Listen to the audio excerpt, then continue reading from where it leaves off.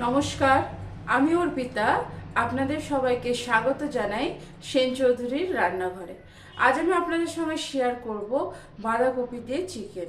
চলুন দেখে নেওয়া যাক বাঁধাকপি চিকেন বানাতে আমার কি কি উপকরণ লাগছে। বাঁধাকপি চিকেন বানাতে আমার লাগছে বাঁধাকপি, চিকেন, লাগছে আমার পেঁয়াজ কুচি, কাঁচা লঙ্কা, আদা, রসুন, গোটা গরম মশলা, তেজপাতা, আর আমি এখানে কাশ্মীরি লঙ্কা, গোটা লঙ্কা আমি জলে ভিজিয়ে রেখেছি দুটো। লাগছে নুন, হলুদ, জিরে, ধনেপাতা, মটরশুঁটি, আর লাগছে আমার টমেটো। এই রান্নাটা আমি সাদা তেলে করব, তাই সাদা তেল।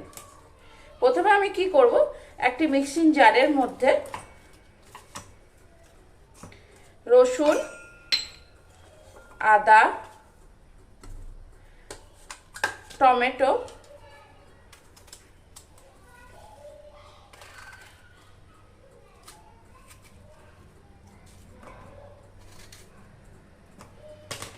আর এই যে দুটো লঙ্কা আমি ভিজিয়ে রেখেছিলাম, কাশ্মীরি লঙ্কা, লঙ্কা দুটো দিয়ে ভালো করে একটা মিহি পেস্ট বানিয়ে নেব।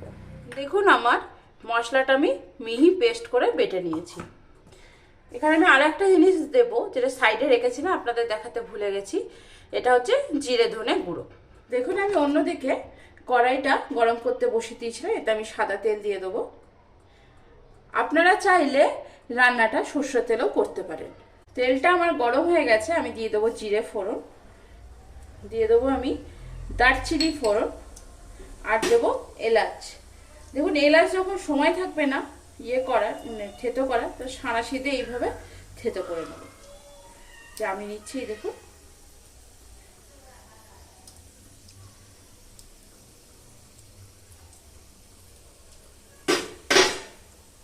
আর দেবো এর মধ্যে আমি তেজপাতা ফোড়ন। ফোড়নগুলো আমার ভাজা হয়ে গেছে, খুব সুন্দর একটা গন্ধ আসছে। এই সময় আমি দিয়ে দেবো আমি যে স্লাইস করে পেঁয়াজগুলো রেখেছিলাম, সেই পেঁয়াজগুলো।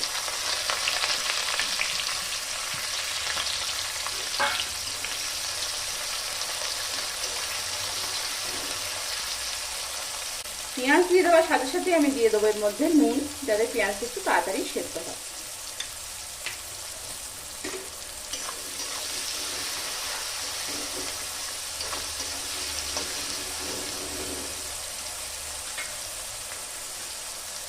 পেঁয়াজটা নুন দেওয়ার পর আমি একটা ঢাকা দিয়ে দিচ্ছি। কিছুক্ষণ পর আমি ঢাকাটা খুলে পেঁয়াজটা একবার নেড়ে দেবো।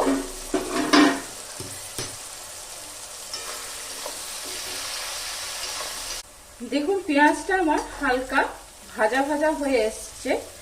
এই সময় আমি দিয়ে দেবো যে মশলাটা আমি পেস্ট করে রেখেছিলাম, সেই মশলাটা, আদা, রসুন, টমেটো, আর কাশ্মীরি গোটা লঙ্কা। ভালো করে নেড়ে দিলাম পেঁয়াজের সাথে।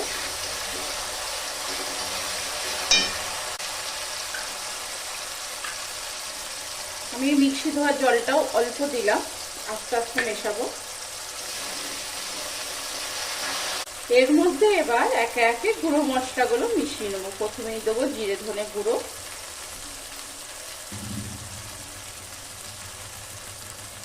দেখুন 2.5 চামচ মতো দিলাম জিরে ধনে গুঁড়ো। দেবো একটু হলুদ গুঁড়ো, অল্প একটু নুন, বেশি দেবো না, পেঁয়াজ ভাজার সময় কিন্তু আমরা নুন দিয়েছি। এরপরে মশলাটাকে খুব ভালো করে কষিয়ে নেব।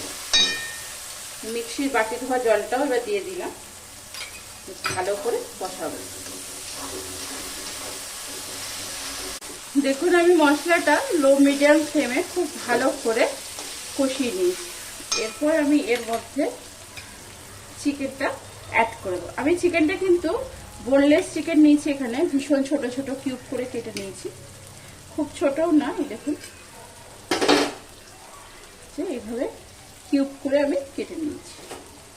পুরো চিকেনটা এর মধ্যে দিয়ে দেবো মশলাটার মধ্যে। আমি কিন্তু চিকেনটা কোনো কিছুতে ম্যারিনেট করে রাখিনি, ডাইরেক্ট দিয়ে দিলাম মশলার মধ্যে।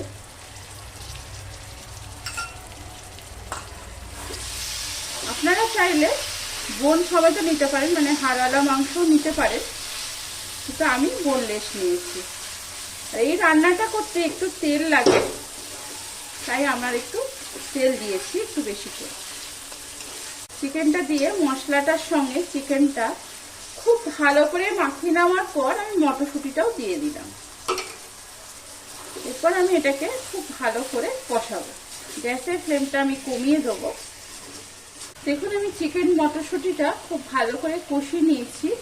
এরপর আমি এর মধ্যে বাঁধাকপিটা আমি দিয়ে দেবো।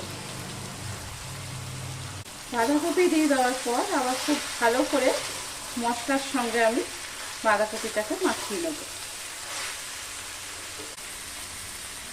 এই সময় আমি অল্প একটু নুন ব্যবহার করব, কারণ আমরা চিকেন দিলাম তার সঙ্গে আমরা বাঁধাকপিও দিলাম, তার জন্য অল্প আর একটু নুন ব্যবহার করলাম।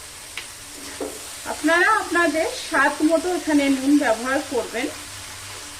এখানে আমি আমার স্বাদ মতো ব্যবহার করলাম।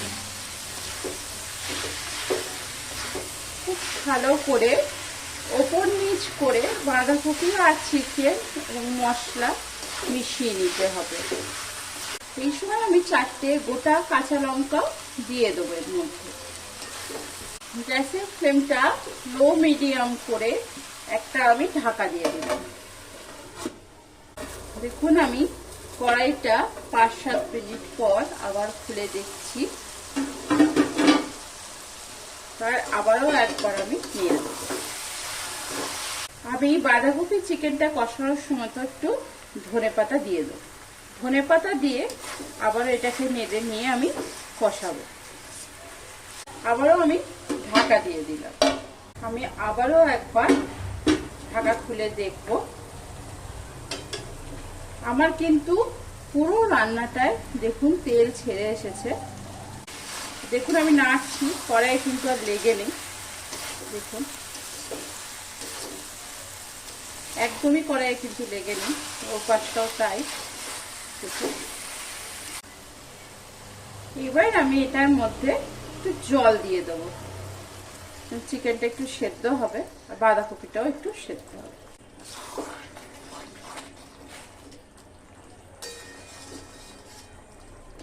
দেখুন আমি এর মধ্যে জল দিয়ে দিয়েছি। বাকি যে ধনেপাতাটা ছিল আমার, সেই ধনেপাতাটাও উপর থেকে আমি এভাবে দিয়ে দিলাম। এরপর আমি ঢাকা দিয়ে এটাকে সেদ্ধ হতে দেবো। দেখুন আমি কড়াইয়ে জল দেওয়ার পর 10 মিনিট হয়ে গেছে। 10 মিনিট আমি ঢাকা খুলে দেখছি।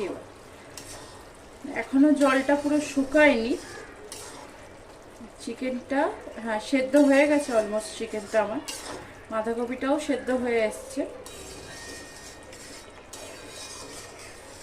কেউ যদি আপনারা এরকম থকথকে খেতে চান, এই অবস্থাতেও নামাতে পারেন, আবার একটু ড্রাই করেও নামাতে পারেন।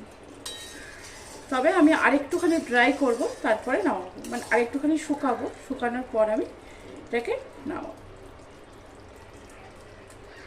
আমি ঢাকা খুলেই এটাকে ফুটতে দেব বেশ কিছুক্ষণ। দেখুন আমার বাঁধাকপিটা ঢাকা না দিয়ে ফোটানোর পর পুরো তেলটা কিন্তু উপরে চলে এসেছে। এবার আমি নেড়ে দেবো।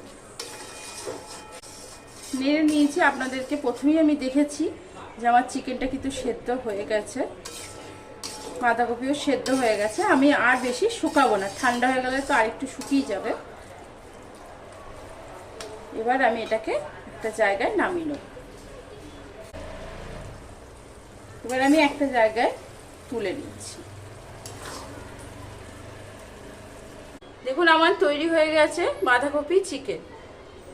সাইডে একটু রসা রসা আছে, এটা ঠান্ডা হয়ে গেলে পুরো বসে যাবে। এর থেকে বেশি ড্রাই করলে কিন্তু ভীষণভাবে টাইট হয়ে যাবে। আজ আমি আপনাদের সঙ্গে শেয়ার করলাম বাঁধাকপি চিকেন। বাঁধাকপি চিকেন কিন্তু রুটি, ভাত বা পোলাওয়ের সঙ্গে ভীষণ ভালো খেতে লাগে। এটা আপনারা বাড়িতে বানিয়ে অবশ্যই খাবেন এবং আমাকে কমেন্ট সেকশনে লিখে কিন্তু জানাবেন আপনাদের কেমন লাগলো। আমার রান্নাগুলো যদি আপনাদের ভালো লেগে থাকে তাহলে অবশ্যই লাইক, শেয়ার, কমেন্টস করতে ভুলবেন না। চ্যানেলটিকে অবশ্যই সাবস্ক্রাইব করবেন। তাহলে আমাকে আগামী দিনে অনেক দূর যাওয়ার জন্য আপনাদের আশীর্বাদ, আপনাদের ভালোবাসা একান্তভাবে আমার কাছে কাম্য। আজ এখানেই। ভালো থাকবেন, সুস্থ থাকবেন, আনন্দ থাকবেন। অনেক অনেক সুখে থাকবেন।